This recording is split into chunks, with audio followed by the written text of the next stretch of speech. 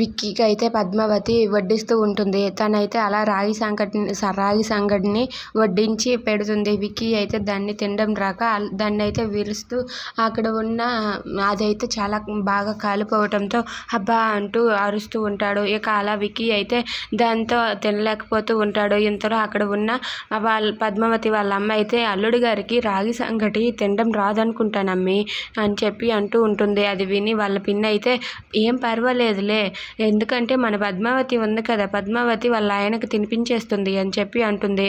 దాంతో విక్కీ పద్మావతి వాళ్ళిద్దరూ కూడా వాళ్ళ అమ్మ పిన్ని వైపు చూస్తూ ఉంటారు.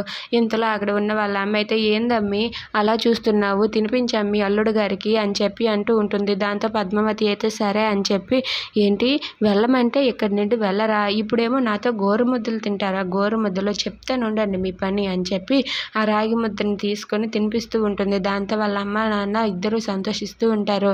అలా తినిపిస్తూ ఉండగా ఆ వేడివేడిగా ఉన్నదాన్ని పెద్దది తీసుకొని విక్కీ నోట్లో అయితే కూరేస్తుంది. దాంతో విక్కీ అయితే అంటూ తనైతే ఇబ్బంది పడుతూ ఉంటాడు.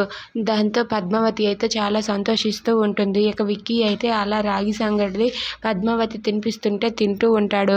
అలా తింటూ ఉండగా పద్మావతి వాళ్ళ అమ్మ నాన్న చూసి చాలా సంతోషిస్తూ ఉంటారు. పద్మావతి మాత్రం కోపంతో రగిలిపోతూ విక్కీకి గోరుముద్దలు పెడుతూ ఉంటుంది. దాంతో విక్కీ అయితే ఈ రకంగానైనా నువ్వు నేను ఒకటవుతామని చెప్పి అనుకుంటూ ఉంటాడు. Thanks for watching friends. Please subscribe our channel. Thank you.